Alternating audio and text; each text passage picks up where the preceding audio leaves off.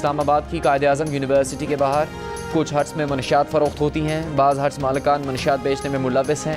University की 700 एकड़ ज़मीन पर कब्जा है। वाइस चांसलर कायद-ए-आज़म यूनिवर्सिटी का कौमी असम्बली की कायमा कमेटी बराए नारकोटिक्स कंट्रोल में इंकशाफ। वज़ीर नारकोटिक्स एजाज शाह बोले, जिस मुल्क में चीनी आटा दाल नहीं मिल रही वहाँ एंटी नारकोटिक्स को क्या तरजीह मिलेगी। हमारे पास कोई बहाली सेंटर नहीं। वज़ीर आला पंजाब ने 3 माह मांगे मगर एक भी बहाली सेंटर न बना। नए कानून में भंग, चर्च जैसी मनशियात पर सजाएं बढ़ा दी हैं।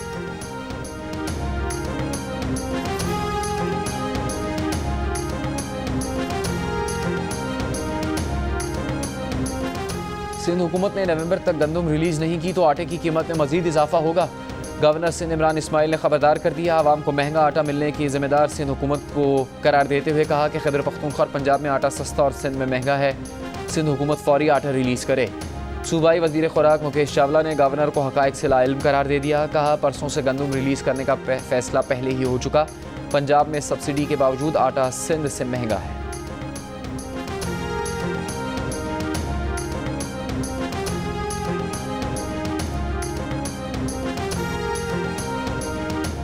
पचास 50,000 मेट्रिक टन चीनी की दरामद का टेंडर इंतहाई महंगा होने की बिना पर मनसूख कर दिया। चीनी की दरामद के लिए कम से कम बोली $689 फ़ी टन मिली थी।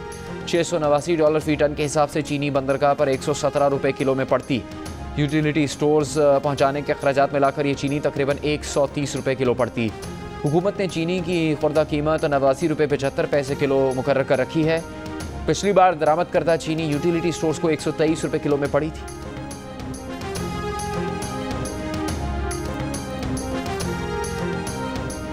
बलूचिस्तान में सियासी हलचल के असरात इस्लामाबाद तक पहुँच गए। गवर्नर बलूचिस्तान सैयद ज़हूर आगा, वज़ीर आला बलूचिस्तान जाम कमाल और नाराज़ अरकान की बड़ी तादाद ने इस्लामाबाद में डेरे जमा लिए। वज़ीर आज़म इमरान खान और चेयरमैन सेनेट सादिक संजरानी से मुलाकातें। बलूचिस्तान असम्बली में ऑपोजिशन खामोश तमाशाई बन गई। तर्जुमान हुकूमत बलूचिस्तान लियाकत शाहवानी नाराज़ अरकान को मनाने के लिए पुरुनी।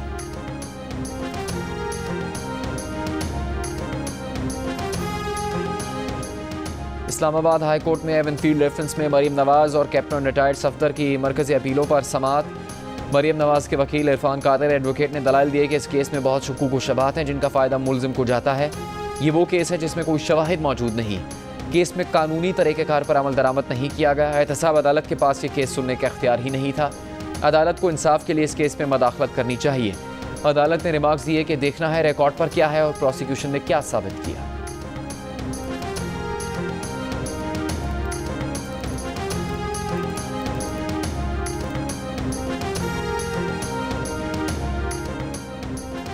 कर्क मंदिर जलाए जाने पर अज खुद notice case. Advocate general KP ने बताया कि मंदिर की बहाली पर 3 करोड़ 30 लाख रुपए से ज़्यादा का खर्चा आया है। सुप्रीम कोर्ट 1 माह में मुल्जिमान से 3 करोड़ 30 लाख रुपए से ज़्यादा रकम वसूल करने का हुक्म दे। एडवोकेट जनरल खैबर पख्तूनख्वा ने कहा कि अभी मुल्जिमान के खिलाफ ट्रायल चल रहा है। अगर कोई फ़र्द बेगुनाह पाया गया तो इससे वसूल की गई रकम का क्या होगा।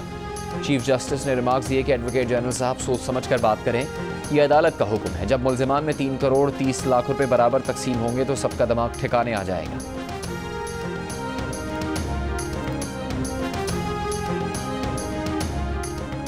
मादर मिल्लत फातिमा जिन्ना की मिल्कियत कसर फातिमा में विरासत का तनाज़ा 5 दहाइयों बाद हल हो गया। फ़रीक़ैन कसर फातिमा को गर्ल्स मेडिकल डेंटल कॉलेज बनाने पर रज़ामंद हो गए। इमारत की तख्ती पर तमाम वरसा के नाम लिखे जाएंगे। इमारत के गैर मुनासिब इस्तेमाल पर महकमा सकाफ़त पर बरहमी का इजहार करते हुए सिंध हाई कोर्ट ने कहा कि फातिमा जिन्ना ने यहाँ आखिरी सांसें ली थी। आप यहाँ नाच गाना कर रहे हैं, कल आप मज़ार कायद पर भी नाच गाना करेंगे। जिन्होंने हमें पूरा मुल्क दिया, हम उनके असासों के साथ क्या कर रहे हैं। अदालत ने मोहटा पैलेस से 30 साल में हुई आमदन की तफसीलात तलब कर दी।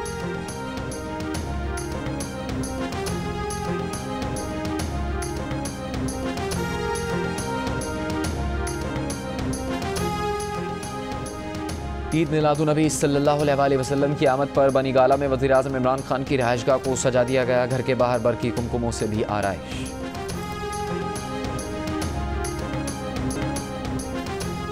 साबिक वज़ीर आज़म बेनज़ीर भुट्टो और साबिक सदर आसिफ अली जरदारी की बेटी बख्तावर भुट्टो जरदारी का बेटे की पैदाइश पर मुबारकबाद देने वालों का शुक्रिया।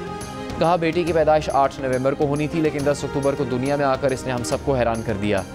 बेटा फ़िलहाल इंतहाई निगहदाश्त में है, उसकी सेहत में बेहतरी आ रही है।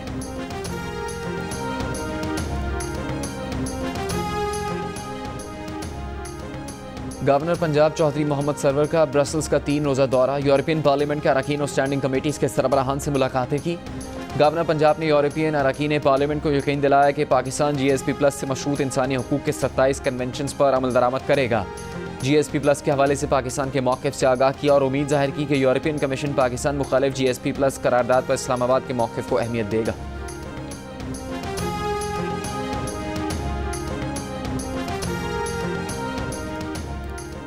पाकिस्तान स्टॉक एक्सचेंज में आज भी मंदी का रुझान। 100 इंडेक्स 661 पॉइंट्स की कमी के साथ 43,221 पॉइंट पर बंद हुआ। इंटरबैंक में डॉलर 9 पैसे महंगा, $1 171 रुपये 13 पैसे का हो गया। एक तोला सोना 700 रुपये महंगा होकर 1,16,700 रुपये का हो गया।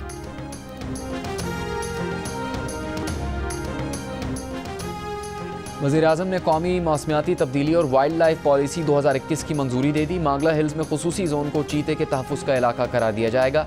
वज़ीर-ए-आज़म इमरान खान ने कहा कि पाकिस्तान ने 10 अरब दरख्तों के प्रोग्राम के बायस ग्रीन चैम्पियन की हैसियत हासिल की। दुनिया को मौसमियाती तब्दीली से निपटने में तरक्की पजीर ममालिक की मदद करनी चाहिए।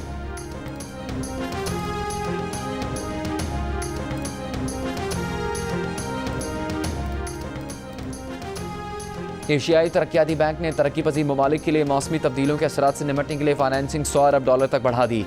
रकम 2030 तक तरक्की पजीर रुकन ममालिक को फराहम की जाएगी। एशियाई तरक्याती बैंक के एलामी के मुताबिक रुकन ममालिक को कोरोना वबा और मौसमियाती बहरान जैसे बड़े चैलेंजेस का सामना है। बॉलीवुड अदाकार और सियासतदान शत्रुघ्न सिन्हा मुनशियात केस में गिरफ्तार आर्यन खान की हिमायत में सामने आ गए। कहा, कुछ लोगों को आर्यन के जरिए शाहरुख खान को निशाना बनाने का मौका मिल गया। कोई भी इस मामले में आगे आना नहीं चाहता। हर एक ये समझता है कि ये दूसरे का मसला है, वो ही इससे निपटे, अपनी जंग खुद लड़े। फिल्म इंडस्ट्री खौफजदा लोगों का ग्रुप है। मीडिया की तरह ये भी गोदी अदाकार है।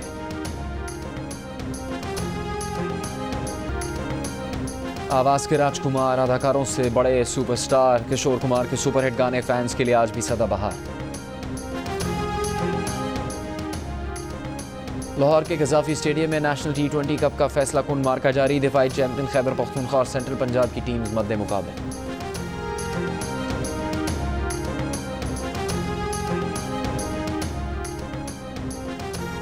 T20 वर्ल्ड कप के लिए लाहौर में प्रैक्टिस करने वाली पाकिस्तान टीम के लिए आज आराम का दिन। दूसरा सिनेरियो मैच कल गजाफी स्टेडियम में खेला जाएगा। पाकिस्तान स्क्वाड 15 अक्टूबर को मुत्तहिदा अरब अमीरात रवाना होगा।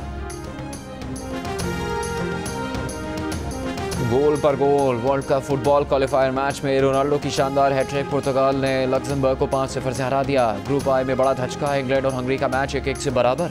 इंग्लैंड को डायरेक्ट क्वालिफाई करने के लिए कम से कम 4 पॉइंट्स दरकार। 2 मैचेस बाकी।